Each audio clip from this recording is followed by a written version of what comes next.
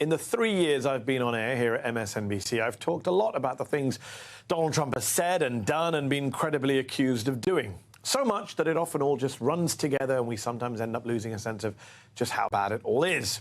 I mean, it's not just shocking, is it, when everything he says and does always feels shockingly bad? It's hard to get shocked. So how much worse can it get?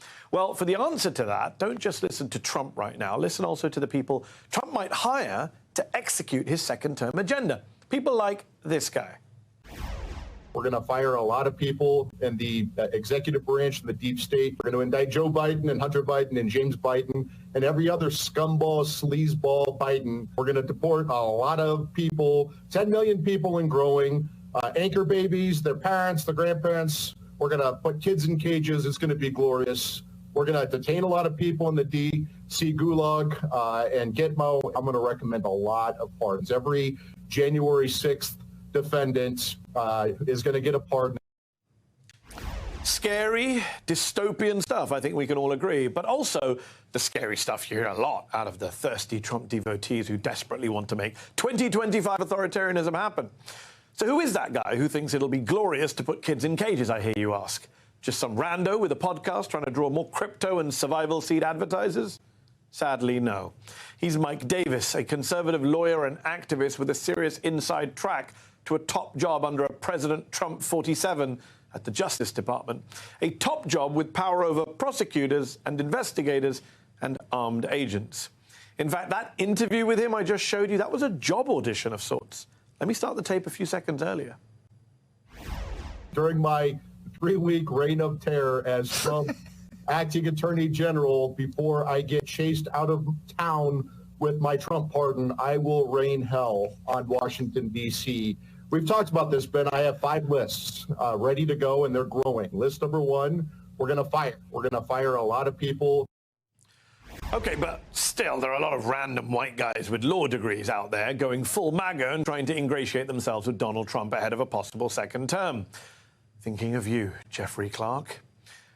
But Mike Davis is different. For one thing, he's top of mind in Trump world for the top legal job.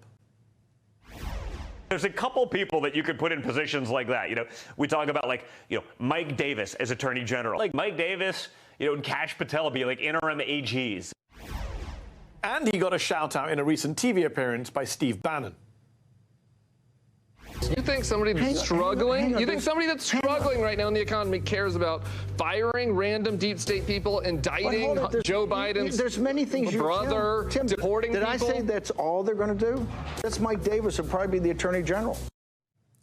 Now, Mike Davis is on their radar, not in spite of, but almost certainly because of his unhinged rhetoric. Calling kids in cages glorious barely scratches the surface of his far-right, frequently racist statements. I want to come to those in a moment. But there's something else big here, because Mike Davis is exactly what the Trump administration lacked last time around. A skilled, even competent veteran of Beltway legal politics and right-wing causes, one who seems keen to transform Trump's darkest fascist impulses into an actual policy agenda. In fact, he's a microcosm of the mainstream GOP establishment's move to the far right in the age of Trump. As former GOP operative turned never-Trumper Tim Miller put it recently in The Bulwark, Mike Davis is not some random caddy whom Donald Trump drummed up at Bedminster to issue foreign policy decrees via tweet. He's a guy who has had serious jobs for the Bush DOJ, Newt Gingrich, and Judge Gorsuch. It's true. Listen to the man himself. I ran Justice Gorsuch's confirmation effort from the outside. I ran Justice Kavanaugh's confirmation effort from the Senate Judiciary Committee. Yes, Mike Davis went from helping confirm Neil Gorsuch to becoming a law clerk for Justice Gorsuch at the age of 39, to then becoming chief counsel for nominations on the same GOP-run Senate Judiciary Committee that got Gorsuch confirmed. A real right-wing revolving door. On that committee, Davis crucially played a major role in helping stack federal courts with hundreds of hard right, but far right as well, Trump-nominated judges, including, yes, Brett Kavanaugh, whose own Supreme Court nomination was held up by serious allegations of sexual assault and alcohol abuse. Allegations that Mike Davis says he helped to disprove. We tracked down every lead. We had 6 allegations come in, essentially accusing Justice Kavanaugh of being a serial gang rapist. We took all of these allegations seriously, and we documented what we did in this 414-page report. What Davis fails to mention is that he and his boss on the Judiciary Committee, GOP Senator Chuck Grassley, basically and conveniently outsourced everything to a rushed FBI investigation that we would later learn didn't investigate thousands of tips that it got about Kavanaugh, but simply forwarded them to the Trump White House. A fact FBI Director Christopher Wray confirmed in Senate testimony last year. Something else Davis didn't mention, that while he was shepherding the supposedly impartial investigation into the accusations against Kavanaugh, he was also tweeting, quote, "unfazed and determined, we will confirm Judge Kavanaugh." After an outcry, Davis deleted his tweet, but try and guess the name of his current email newsletter. That's right, Unfazed and Determined. Yes, he likes to troll. After helping pack the court with conservative ideologues, Davis founded the Article 3 Foundation to bring, in his words, brass knuckles to future judicial fights. He's been a fixture on Fox ever since, though he spent most of his time last year complaining about big tech. Guess why? I've been kicked off Twitter 5 times for hatred. Yep, Davis was suspended for frequent violations of Twitter's old pre-Elon Musk terms of service, for saying things like Joe Biden is making it easier for illegal immigrants to commit crimes, for suggesting a CNN reporter was the gimp in Pulp Fiction twice, and for calling to imprison Black Lives Matter protesters, calling them woke al-Qaeda and domestic terrorists who've been terrorizing American cities for 8 months. Fortunately for Davis, Elon Musk's Twitter, and of course Fox, let him speak his mind. Yeah, maybe it's not such a good idea to import people from third world Marxist hellholes who hate America. We're going to become a third world Marxist hellhole very quickly. It is only illegal to object to elections in third world Marxist hellholes, and now in New York, D.C., and Atlanta. Maybe it's just a coincidence that he calls American cities with large minority populations third world hellholes. Surely he's not trying to blow any dog whistles there. This is clearly a political prosecution by Soros-funded Manhattan DA Alvin Bragg. Soros-funded Manhattan DA. Soros-funded Manhattan DA Alvin Bragg. He's a George Soros-funded puppet prosecutor. You certainly can't trust these George Soros-funded prosecutors. Still too subtle for you? Then move to Twitter, where Davis has written, quote, "The violent black underclass is a danger to America. We must resume the mass incarceration of these thugs. In the meantime, Americans must arm up. These monsters will kill." Davis has, in fact, told followers to arm up at least 16 times on Twitter, to arm up against the violent black underclass, against Soros-backed DAs, against county attorneys, against Democrats in general, all while tweeting the individual names of journalists, college professors and politicians he would send to the gulag, including saying that he would throw Tim Miller, that never-Trump Republican you just saw interviewing Bannon, who is a gay man, quote, "in the women's cell block in the D.C. gulag." In fact, that 5-point plan of his that I played for you earlier, he doubled down on it. When someone else summarized his authoritarian agenda, he retweeted it and added, "fact check true," and even added that he would also target some fellow Republicans with his purges. But then later he backtracked, saying it was all hyperbole. Quote, "love that these left-wing zombies actually believe and are terrified about my intentionally inflammatory rhetoric." Davis does that a lot. When he gets called on his overt fascism, he says it's all in jest. He's just cleverly making repeated jokes about putting his enemies in gulags or arming against black people. Quote, "I can't stop laughing. They actually think I'm serious, and they're actually scared." He's just exaggerating for his crowd, exaggerating to Fox audiences about Soros-backed DAs and Democrat Marxist hellholes of New York, Atlanta, and Washington. Exaggerating. Do you think that's why Donald Trump Jr. and Steve Bannon want him in the next Trump cabinet? For his exaggerating? Do you think Donald Trump likes this guy for his metaphorical fascism? As Tim Miller puts it, racist demagoguery, conspiratorial thinking, promises for retribution against enemies. This is Trump's stated agenda for 2024, and people like Mike Davis stand ready and willing to execute it. Remember, the 3 attorneys general who Trump employed during his first term pre the election were either establishment conservatives who could only take his authoritarianism so far, hey Jeff Sessions, hey Bill Barr, or were just incompetent yes men. Looking at you, Matt Whitaker. Mike Davis is super authoritarian and, as we've discussed, super competent. That makes him super dangerous. But he's just one guy, right? Well, not exactly, because there may be up to 53,999 others. This week, new Axios reporting revealed that, quote, hundreds of people are spending tens of millions of dollars to install a pre-vetted, pro-Trump army of up to 54,000 loyalists across government to rip off the restraints imposed on the previous 46 presidents. Yes, you heard that right. Trump's allies are filling up a database with tens of thousands of his loyalists, eager for a job. They're being screened, but not for experience or qualifications or, competence. They're being screened for right-wing political purity. For example, do they agree or disagree with statements like, quote, the U.S. has the right to select immigrants based on country of origin? In other words, they're looking to fill the United States government with far-right ditto heads ready to push Trump's agenda as far as they possibly can. Remember Don Jr. tempting Mike Davis as Attorney General? Well, here's who else he's suggesting for his father's second administration. Laura Loomer's turned out to be a warrior for your dad. Listen, she's a bulldog, man. I'll say that. She gets after it. I'd love to see her press secretary just to watch D.C. just explode. Yes, Laura Loomer, far-right conspiracy theorist, proud Islamophobe, self-proclaimed white nationalist, as press secretary. But what could Laura Loomer, Mike Davis, and these die-hard Trump minions do exactly? Well, the New York Times gave us a hint over the weekend. Quote, to ease the strain on ICE detention facilities, Mr. Trump wants to build huge camps to detain people while their cases are processed and they await deportation flights. Huge camps where they'll confine large concentrations of foreigners. If only history had a name for camps like that. And as reported by the Washington Post, Team Trump have a plan to use the Insurrection Act to deploy the U.S. military against protesters.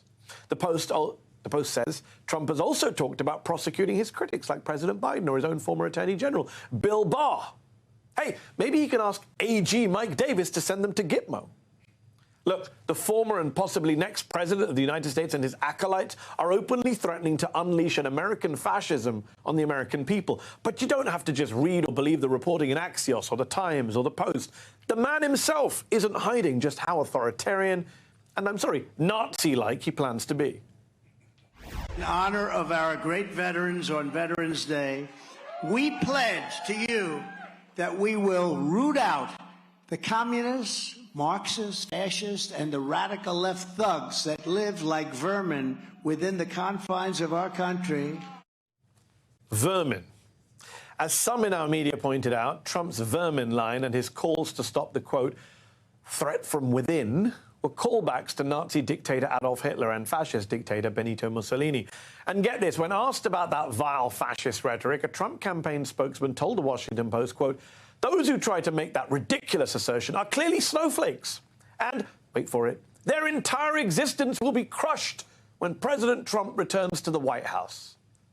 Ah, yes, the death of irony, another hallmark of fascism. Joining me now, Tara Setmeyer, former Republican communications director on Capitol Hill, who has since left the GOP. She's now a senior advisor to the anti-Trump Lincoln Project. And Frank Figliuzzi, former FBI assistant director for counterintelligence, now an MSNBC national security contributor. Thank you both for coming back on the show. Tara, people like Mike Davis, were they always this way and Trump just brought out the worst in them, or are they just faking it now to get MAGA jobs? I mean, we're talking about an ex-Bush DOJ guy who's now full-blown MAGA. What does that tell us about the direction of the Republican Party that you left? You know, Mehdi, I often ask myself that question because I spent 27 years in the Republican Party, and there are people that were colleagues of mine, friends of mine, who I never would have thought would have turned into these rabid MAGA loyalists that are spewing this type of garbage. I mean, it has shocked me the depths that some of these people have gone to. And it's made me question that. Were they always that way? And I just didn't see it? Or was this an act? And I think for some people, it was an opportunity. It was an act for them to become, go from the C list to now they're in the A list. They're in the C suites of politics now. They're making lots of money. And I think it was an act. For some of them, I think that there is a really large aggrieved part of this country and that are using this as an opportunity to take all of the lowest common denominator, worst parts of themselves. And now that has been platformed and it's been mainstreamed and they've been empowered to be this way. I think it's something that we as a society need to examine, how that's been allowed how we've missed this for so long and how we get through this. But I've got to tell you, the Mike Davises of the world, he's not alone. There are lots of them.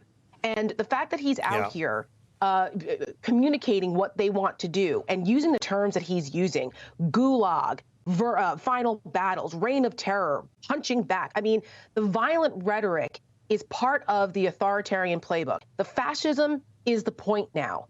And we cannot allow the American people to be desensitized to it. Just because he doesn't come across initially as one of the kookier ones, the kooks are now competent. And that, I think, runs the risk of desensitizing people to the absolute dangerous rhetoric that they're using that they're serious about. And this country could lose its democracy over it. This is very, very serious, dangerous stuff. It is very serious. It is very dangerous. The kooks are competent is exactly why we wanted to start the show on this topic today. Frank, over the weekend, Trump made it clear what he plans to do with his political opponents, with the aid of all the competent kooks, if re-elected. Have a listen. I'll be sitting there and they'll say, sir, there's a Democrat who's surging. I say, really? Well, they did it to me. Now I can do it to them.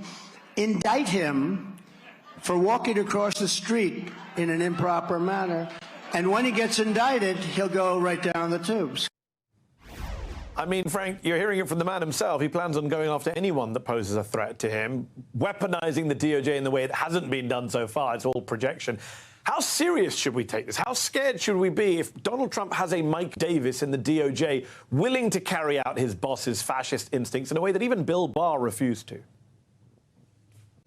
We've got to be very, very concerned and take action here because, as we may recall, there were people in the first Trump administration that literally saved the day. We may not like those people very much, but people like Mike Pence, people like even Bill Barr and others were able to talk Trump out of doing things that literally were an existential threat to democracy. Rest assured, with the strategy and planning we're hearing about right now, those people simply will not be present. They will not have access. And instead, you'll have the Mike Davises of the world who are quite skilled in Washington's ways and can do it even better than Trump tried to do. So people might ask you, Mehdi, hey, why is Frank, the national security guy, on talking about what sounds like politics? This long ago stopped being about politics for me and for everyone else. Rest assured, this is a national security matter for me and should be for everybody because it does pose an existential threat to democracy. Think about what the FBI and U.S. attorneys' offices around the country would look like under the next Trump administration that's already telling us they will fire people at will. They will get rid of civil service protection. So if, let's say, the head of an FBI office pursues a corruption case somewhere in Cleveland, he's gone. Because why? Trump has done away with any employment protections. Who would be the attorney general? We would literally turn DOJ into a weapon used by a president against his enemies. And this talk of camps for people who, by the way, are here lawfully. Mike Davis talked about putting anchor babies who are lawfully born here in camps. This sounds a lot like Japanese internment camps during World War II. You and I could be the next hostile combatants put into Gitmo. I've been to Gitmo during my FBI career. I've seen the cages and hostile combatants. And I know that we're looking at repeating this only with U.S. citizens in a year or less if Trump gets in.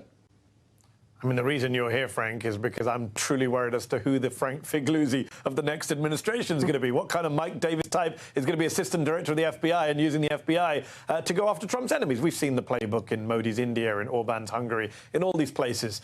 Tara, the much-discussed New York Times Siena swing state polls last week showed Donald Trump, the authoritarian, leading Joe Biden, the incumbent, in many key battlegrounds. I have to ask, is this because, in your view, voters are not aware of Trump's authoritarianism?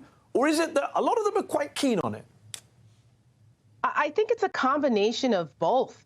And I think in America, we don't want to admit to that point, that there are so many Americans that are susceptible to this authoritarianism. But I do believe strongly there are a lot more of us who believe in our constitutional republic and the merits of democracy. The problem is that we have a very short attention span, first of all, number one.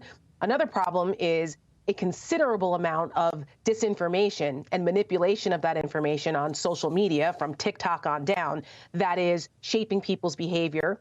And also, we are a year out. People really aren't paying attention, which is why, and I've said this many times, that the Democrats and President Biden's campaign has got to start setting the narrative now, pushing back against this, forcing the American people to pay attention, because they're not going to fight for something if they don't understand why they need to fight for it.